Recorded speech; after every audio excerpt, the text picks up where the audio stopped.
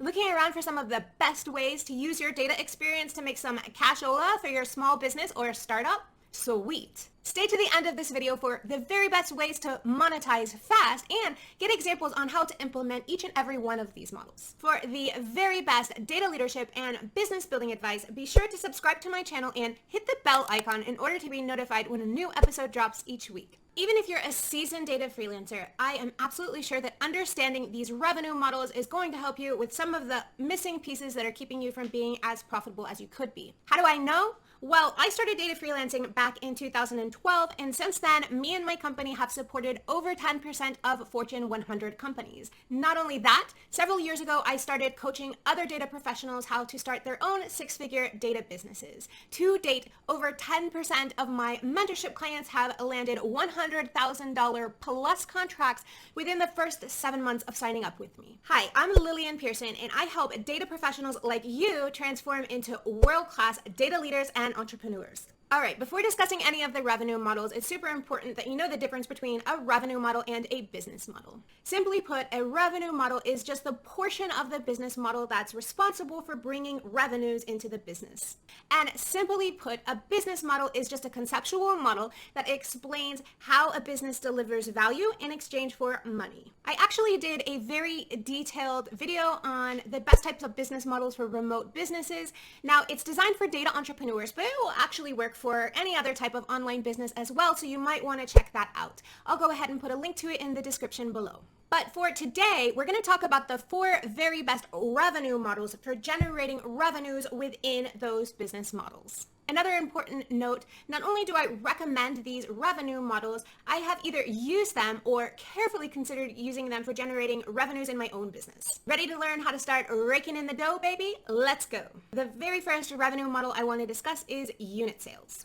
What this really is it's direct sale of ownership of a product. So for an online business, this could be the sale of merchandise or the sale of, say, a license to use a digital product, like a course or an ebook. Now, the pros to this type of revenue model is that it's super scalable and you can use it to hit 7+ figures in your business. Another nice thing is that you can automate or delegate most of the client delivery work, so it's not actually taking any of your personal time to deliver the products. In terms of negatives or cons on this type of revenue model, it's really almost impossible to implement if you don't have an audience. Yes, of course you can make the product and try to sell it, but if you don't have an audience to sell it to, it makes it very, very difficult. Another risk to this type of revenue model is the product development time. You always want to make sure that you validate your offer before taking all of the time required to actually build it and take it to market. So looking at how to actually implement this, if you already have an audience, that's great. What you can do is you can sell one-on-one advising or coaching and build out the offer, validate it, and fill in the gaps as you go,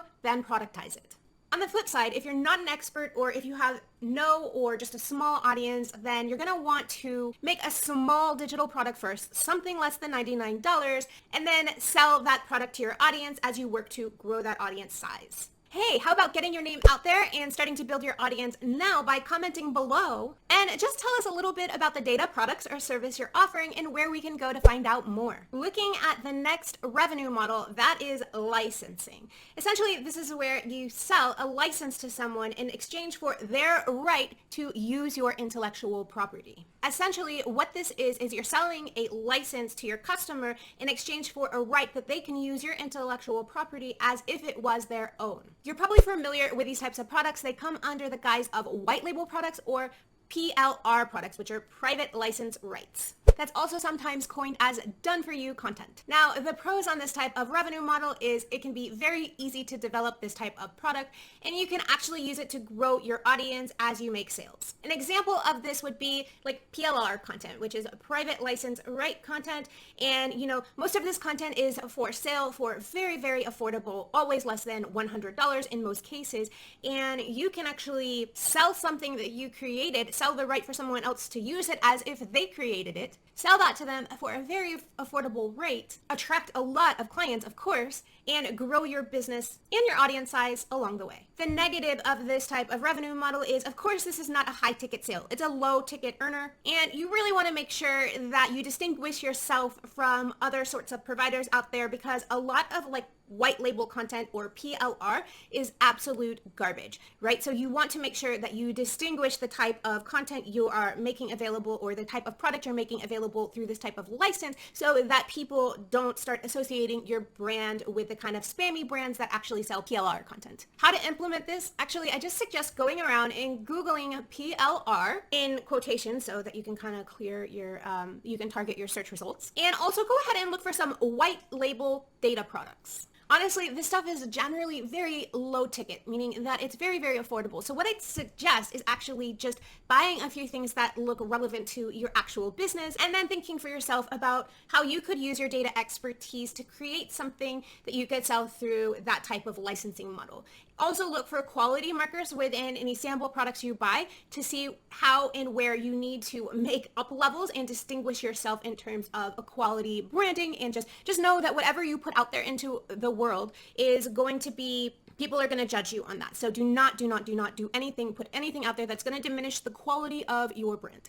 You'll find lots of instances of what not to do when you look through PLR content. In terms of how to get ideas of what you should actually sell, what type of content or what type of white label product you should sell, I suggest surveying your audience or going around and doing some quick market research through something like a Facebook group.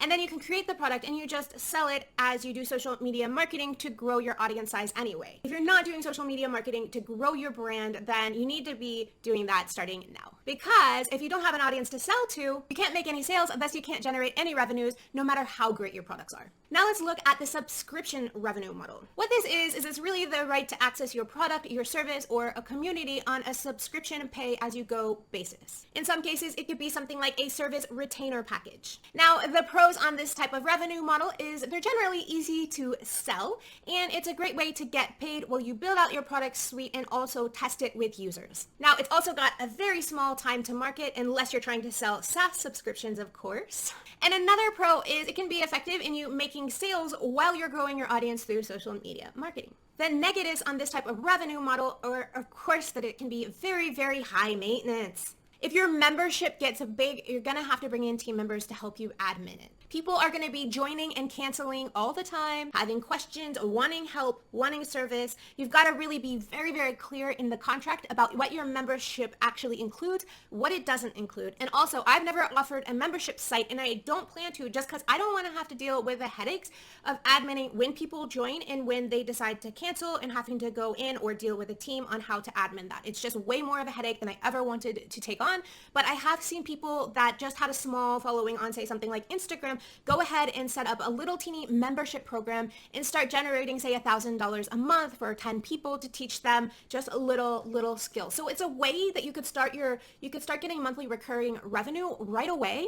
And so long as it doesn't get too big, there shouldn't be too much admin associated with this type of revenue model. When it does start getting a lot of admin, I would look at transitioning that same type of program, product, service into a different model. Also, another thing, if you are offering unit sales, but you're offering a payment plan, people can sometimes think that, hey, I made a commitment to buy this thing and they gave me a payment plan, so it's a subscription and I can cancel at any time. Which, if you're selling a higher ticket item on a payment plan, that usually isn't the case. So you need to be very clear in your contract language and in your representation that this is, either you're selling a subscription, which is a pay as you go, cancel anytime, or you're selling via unit sales, which means you're selling the entire product, the entire suite of whatever you're giving them, and that it's not pay as you go. You can't just change your mind a few months in and then get out of your obligation and your commitment. A really quick way to implement this would be to create a Facebook support group, agree to give a once a month curriculum drop, and then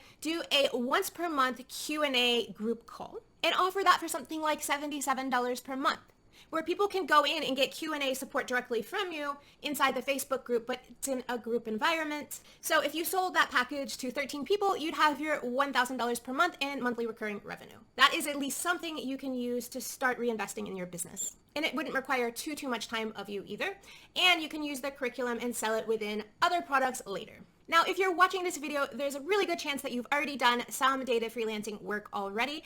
And in that case, you may be interested to know how to turn from a data freelancer to a full-fledged data entrepreneur almost overnight. I did a complete video on how to go from freelance data scientist to entrepreneur almost overnight, and I'll put a link to it in the description below so you can check that out next. We'll also link to it in the cards at the end of this video. The next revenue model is the services revenue model, or fee for service. This is essentially where you're either selling your services according to a fixed price, like a lump sum, or you're selling your services on an hourly basis. I'm going to stop right here and just warn you, never, never, never sell your time in exchange for money when you're doing implementation work. That is a really, really easy way to get yourself one micro boss, and then when you scale that offer, you're going to get like 50 micro bosses all trying to micromanage the work you're doing on an hourly basis.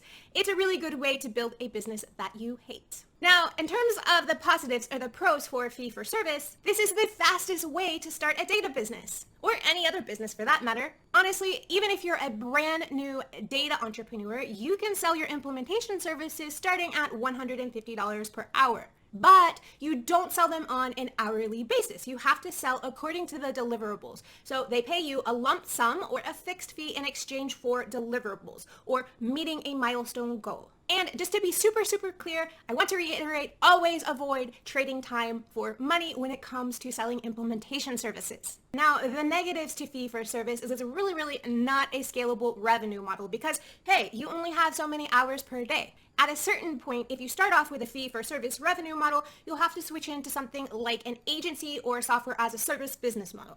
And in terms of how to implement this, the quickest way is just go over to Upwork and get a services job. Just know that if you go on with this type of revenue model, you're going to end up with quite a few different little micro bosses you'll have to answer to, and that may not be what you're looking for if you're looking to quit a full-time job where you already have a boss and you don't want to have a boss anymore, right? So that's kind of one of the drawbacks of fee for services. Now, if you're taking all these beans I'm spilling on how to get profitable in your data business fast, then you are going to love my Data Entrepreneur Toolkit. It is a collection of the 32 most powerful tools and processes we used in my business to hit the multiple six-figure annual revenue mark. Now, the toolkit is absolutely free, and it's essentially recommendations on the very best tools I have found on the market, most of them free, by the way, that you can use to actually grow your data business without spending crap tons of time and money trying to figure out which is the most efficient tool on the market to do X, Y, and Z thing. You can get it by clicking on the link in the description below. Oh, and if you like this video, be sure to show it some love by giving it a thumbs up and commenting below telling me which of these was your favorite revenue models. Also, subscribe to my channel so you'll be first to know when the next episode drops.